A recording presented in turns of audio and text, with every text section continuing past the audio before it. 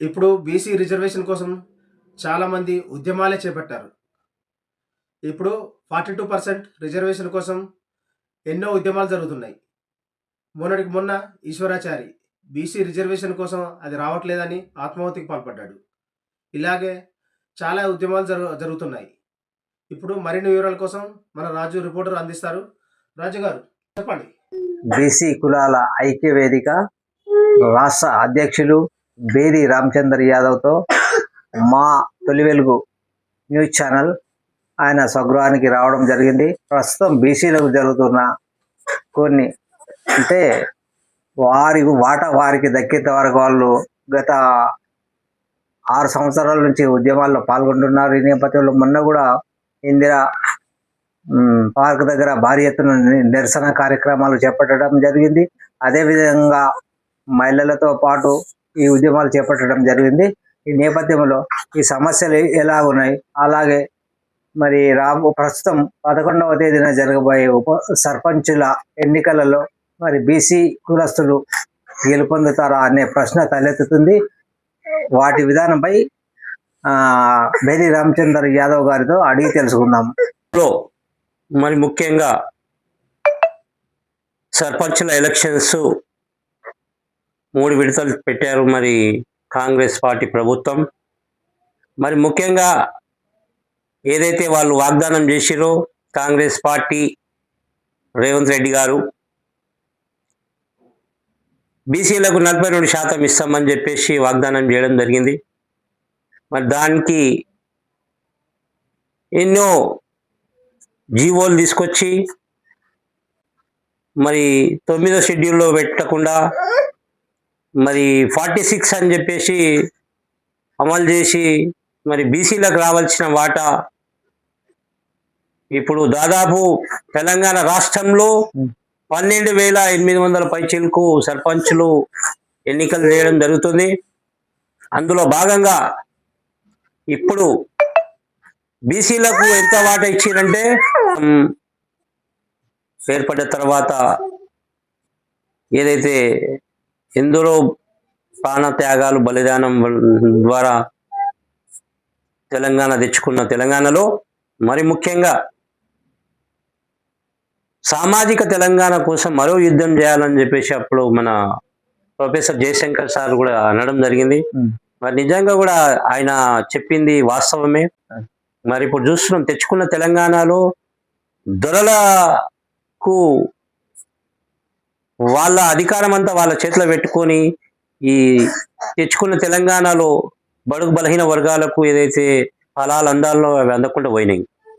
మరి ముఖ్యంగా ఈ భారతదేశం స్వతంత్రం వచ్చిన తర్వాత కూడా ముఖ్యంగా ఈ బడుగు బలహీన వర్గాలు ఏదైతే ఎస్సీ ఎస్టీ బీసీ మైనార్టీ జనాభా ఉందో 90% జనాభా, ఒక 10% జనాభానే లబ్ధి పొందుతుంది. ఇప్పుడు వ్యాపారాలు అనుకోండి, బిజినెస్ అనుకోండి, ఈ దేశ సంపద అంతా వాళ్ళ చేతిలోకి వెళ్ళిపోయింది. ఏ కులస్తులు అంటారన్న? ఎక్కువ ఈ కమ్మాసు, రెడ్డీసు, వెల్మాసు, మన ఈ బ్రాహ్మణ్స్ వాళ్ళు ఎందుకంటే ఆ ముందు నుండి కూడా వాళ్ళు ఈ చదువుకొని బిజినెస్లు చేయడం వల్ల రాజకీయంగా అన్ని వాళ్లకు ఉండడం వల్ల మొత్తం ఈ సంపద వాళ్ళ చేతిలోకి వెళ్ళిపోయింది. ఈ 79 ఏళ్ళు గడుస్తున్నా ఇప్పటికీ 90% పేదవాళ్ళు పేదవాళ్ళుగానే ఉండిపోయారు. ఇప్పటికీ సరైన విద్య లేక, సరైన ఉద్యోగాలు లేక చదువుకున్న పిల్లలు ఇప్పుడు ఫీజు రియంబర్స్మెంట్ ఆర్ కృష్ణన్న ఉద్యమం 40 ఏళ్ల నుంచి ఉద్యమం చేస్తూ మరి పిల్లలకు బడుగు బలహీన వర్గాలకు చదువుకునే వాళ్ళ ఫీజు రియంబర్స్మెంట్ కావాలని ఆయన పోరాటం చేయడం జరిగింది. ఆ పోరాటంలో వైఎస్ రాజశేఖర రెడ్డి ఉన్నప్పుడు ఫీజు రియంబర్స్మెంట్ ఇవ్వడం జరిగింది. మరి ఆ ఫీజు రియంబర్స్మెంట్ వల్ల చాలా మందికి మేలు చేకూరింది. మరి ఇప్పుడు ఆ ఫీజు రియంబర్స్మెంట్ కూడా ఇప్పుడున్న గవర్నమెంట్ దాదాపు ఒక 10-12 కోట్లు బకాయి పెట్టింది ఈ ఫీజు కాలేజీలకు ఇవ్వకుండా. చదువుకున్న విద్యార్థులకు సర్టిఫికెట్లు రాక, సర్టిఫికెట్ లేక ఉద్యోగాలు లేక వాళ్ళు సంపద లేదని చెప్పేసి పెళ్లిళ్లకు అవిటికి కూడా దూరం అవుతున్నారు ఇప్పుడు పరిస్థితుల్లో. అదే. చాలా దైనందిత జీవితం గడుపుతున్నారు ఇప్పుడున్న బీసీలు అనుకోండి, ఎస్సీలు అనుకోండి, ఎస్టీలు అనుకోండి. ఇది ఈ దౌర్భాగ్యమైన పాలన పోవాలంటే బడుగు బలహీన వర్గాలకు, బీసీలకు, ఎస్సీ ఎస్టీలకు రాజ్యాధికారం రావాల్సిన అవసరం ఎంతైనా ఉంది. మరి ముఖ్యంగా 2 తెలుగు రాష్ట్రాల్లో ఇప్పటి వరకు ఒక బీసీ ముఖ్యమంత్రి కాలేకపోయిండు. మరి ఇప్పుడు జరుగుతున్న సర్పంచ్ ఎలక్షన్ లో కూడా ఎంత దౌర్భాగ్యం అంటే, కాంగ్రెస్ పార్టీ ఏదైతే వాగ్దానాలు చేసి అధికారంలోకి వచ్చిందో ఈ బీసీల ఓట్లు వేసుకొని మరి 42% ఇస్తామని చెప్పి వాగ్దానాలు చేసింది. మరి ఇప్పుడు చూస్తే సర్పంచ్ ఎలక్షన్ లో గత ప్రభుత్వం కాంగ్రెస్ కంటే ముందు బీఆర్ఎస్ ప్రభుత్వం, ఆ ప్రభుత్వం ఏం చేసింది, 33% ఉన్న రిజర్వేషన్ ని 22కు చేయడం జరిగింది. వాళ్ళు 27కు చేయడం జరిగింది. ఈ కాంగ్రెస్ ప్రభుత్వము 42% ఇస్తామని చెప్పేసి వాళ్ళు 17%కి కుదిరిచ్చారు ఇప్పుడు సర్పంచ్ ఎలక్షన్ లో. మరి దారుణమైన పరిస్థితి యొక్క ప్రభుత్వంది. కాంగ్రెస్ పార్టీ మరి ఏదైతే రాహుల్ గాంధీ అంటున్నాడు ఇస్కి ఇతని భాగీదారి ఉస్కి హిస్సేదారి అని అంటుండ్రు. మరి ఎక్కడ హిస్సేదారి ఉంది? ఎక్కడ ఆయన చెప్పిన మాటలు ఏమున్నాయి? ఇక్కడ జరుగుతున్నది ఏముంది?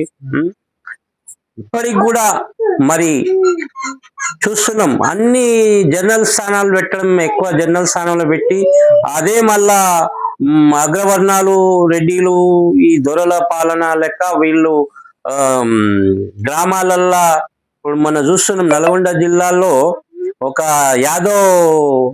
యాదగిరి యాదవ్ వాళ్ళ భార్య నామినేషన్ ఏనికపోతే అతన్ని తీసుకుపోయి కోమటిరెడ్డి వెంకటరెడ్డి వాళ్ళ అనుచరులు అంటారు, తీసుకుపోయి నువ్వు మా మీద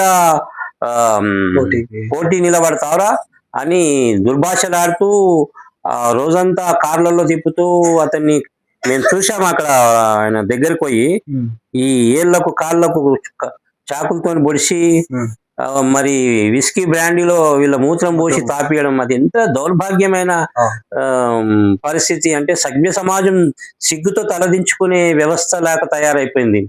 ఏంది ఈ వ్యవస్థ? ఇది మనం ప్రజాస్వామ్యంలో బతుకుతున్నామా? ఏంది ఇది? అసలు ప్రజాస్వామ్యమేనా ఇది? ప్రజలు చేసే ఓట్లతోనే గద్దెనెక్కి ప్రజలను ఇంత హింసిస్తున్నారు, అధికారం మీ అబ్బ సొత్తులాగా భావిస్తున్నారు. ఎంత దుర్మార్గం ఇది! దీన్ని మేము తీవ్రంగా ఖండిస్తున్నాం బీసీ ఐక్యవేదిక తరఫున. మరి ముఖ్యంగా ఇప్పుడే చూస్తున్నాం ఒక సాయి ఈశ్వరాచారి బీసీలకు ఇంకా రాజ్యాధికారం రాదా, ఇంకా బీసీలకు రిజర్వేషన్ ఇవ్వరా, ఆ 42% ప్రభుత్వం అన్నది ఎందుకు ఇస్తలేదు అని చెప్పేసి ఆయన పెట్రోల్ పోసుకొని ఆత్మహత్య చేసుకోవడం జరిగింది. మరి ఈ ప్రభుత్వం ఇప్పటికైనా బుద్ధి వస్తలేదా? ఇంత బీసీలు ఇంత జనాభా ఉండి మరి మీరు చేస్తున్న వాగ్దానాలు, ఈ దొంగ వాగ్దానాలు చెప్పి మీరు అధికారంలోకి వచ్చి మీరు చెప్పిన వాగ్దానాలన్నీ మర్చి మీరు పాలన చేస్తున్నారే. ఈ సంపద ఎవరిది? ఈ సంపద అనగానే వర్గాలది. ఈ సంపద అంతా ఈ అన్ని కులస్తులు కుల వృత్తులు లేకుండా చేసిరు. ఇప్పుడు గౌడ సోదరులది కళ్ళు గీత వాళ్ళది కూడా ప్యాకెట్లలో చేసి అమ్మడం చేస్తుంది. అదే ఇప్పుడు స్వర్ణకారులు ఉన్నారు, బంగారం దుకాణం, బంగారం వస్తువులు తయారు చేసుకొని బతుకుతుంది. ఇప్పుడు కూడా అది పెద్ద పెద్ద మార్వాడీలు కంపెనీలు అవి పెట్టేసేసి వాళ్ళకు కూడా ఇప్పుడు ఉపాధి లేకుండా చేసిరు. ఇప్పుడు అదే ఇప్పుడు నాయి బ్రాహ్మణ సోదరులు ఉన్నారు, వాళ్ళు షాపులు పెట్టుకొని ఏదో జీవనం గడుపుతున్నారు. వాళ్ళకు కూడా ఇప్పుడు పెద్ద పెద్ద రిలయన్స్ వాళ్ళు వీళ్ళు పెద్ద పెద్ద కంపెనీలలో పెద్ద పెద్ద షాపులు పెట్టేసి వాళ్ళకు కూడా ఉపాధి లేకుండా చేస్తున్నారు. ఎంత దుర్మార్గమైన పాలన నడుస్తుంది. ఇప్పుడు కులాలన్నింటినీ కూడా అణగదొక్కుతున్నారు. కొన్ని కులాలు అయితే ఇప్పటికి కూడా పేరు చెప్పుకోలేని పరిస్థితిలో ఉన్నారు. ఇప్పటికి కూడా కనీసం వార్డ్ మెంబర్ కాలేరు కొన్ని కులాలలో. ఇప్పుడు మనం చెప్పుకోదగ్గ ఈ గౌడ్స్, ముద్రాజ్ యాదవ్లు అక్కడక్కడ సర్పంచ్లో కొంత తెలుస్తుంది, కానీ కొన్ని కులాలకైతే ఇప్పటి వరకు ఒక వార్డ్ మెంబర్ కాని పరిస్థితి ఉంది. మరి దాదాపు ఇప్పుడు ప్రభుత్వాలు సర్వేలో ఏదైతే బీపీ మండల్ అప్పట్లోనే మరి 1980లోనే సర్వే చేసి విపి సింగ్ గవర్నమెంట్ హయాంలో 40% 40 సిఫారసులు తయారు చేసి బీసీలకు ఈ భారతదేశంలో అణగారిన వర్గాలు 90% ఉన్నారు, వీళ్లకు విద్య, ఉపాధి, రాజకీయ వాటా, భూమి లేని వాళ్ళకు భూమి ఇవ్వాలని చెప్పేసి ఆయన కూడా అప్పుడు ఎన్నో బిపి మండల్ సిఫారసులు తేవడం జరిగింది. దాన్ని కూడా అనగదొక్కి ఇప్పటిదాకా బిపి మండల్ ఒక సిఫారసులు అమలు చేయని దుర్భాగ్య స్థితిలో కేంద్రం ఉంది. ఇక్కడ ఉన్న తెలంగాణ రాష్ట్రం మరి అదేవిధంగా 2 తెలుగు రాష్ట్రాల్లో